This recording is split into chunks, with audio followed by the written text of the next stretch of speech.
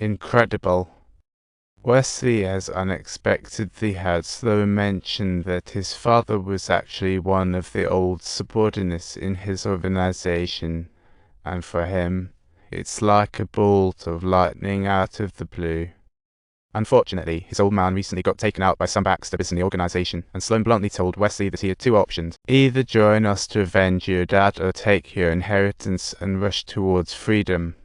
Wesley's mind was in turmoil, and ultimately, he fled in a state of panic. But the next day, when he saw those real digits in his bank account, he realized this wasn't a dream, and his boss was nagging him again. Although yesterday's events felt surreal, compared to his current job, he preferred to embrace the fantasy. After wrapping everything up, Wesley's emotions were all over the place. Just as he stepped out, the lovely Code Fox was there to greet him. This isn't some comedy sketch, it's the basic training for becoming an assassin, followed by some weapon drills and shooting practice. Wow.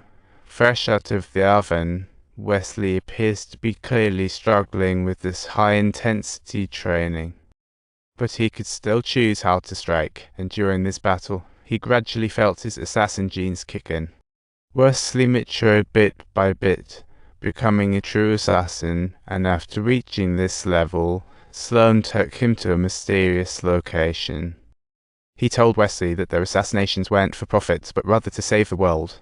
This continuously operating live streaming device placed right in front of him conceals their next ambitious goal, giving off a sensation akin to being immersed in a video game. Soon, Wesley embarked on his first assassination mission, yet at that very moment, when he laid eyes on the target, he suddenly froze up. He ultimately chose to back down, and to ensure Wesley would harden his heart completely, Fox began to recount her own tragic backstory. 20 years ago, Fox's father met a tragic end because a member of the Brotherhood had a moment of weakness. Ever since then, Wesley couldn't allow himself to be soft-hearted about anything again.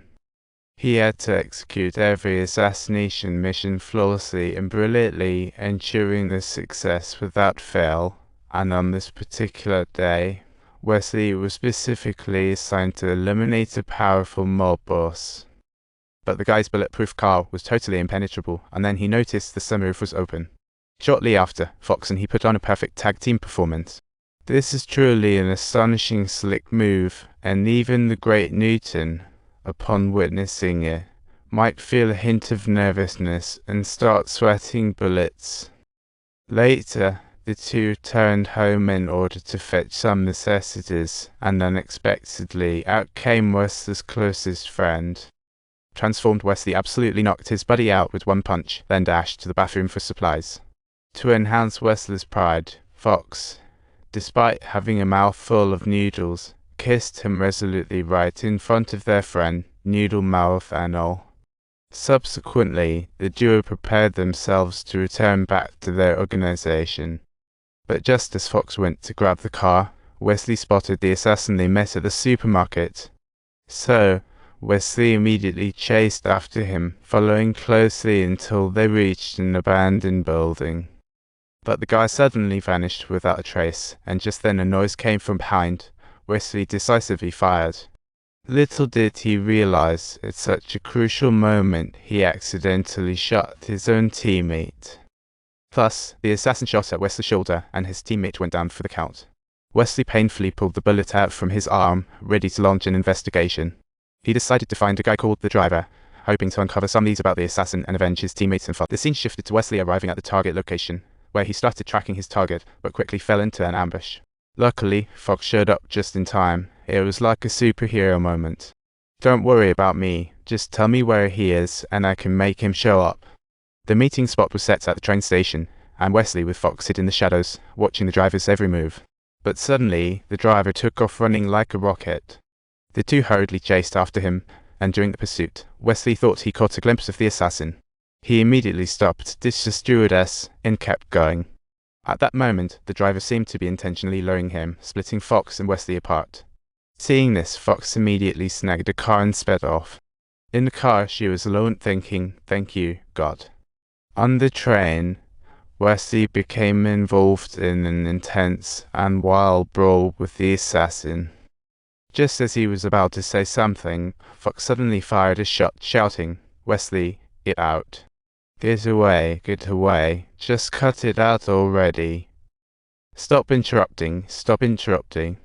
During this fierce struggle, the train conductor had to slam on the brakes, resulting in utter chaos on the train.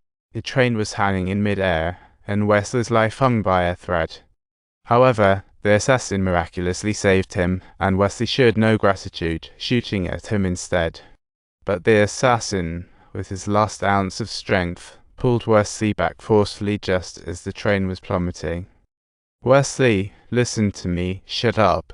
You can't talk to me. Do you understand?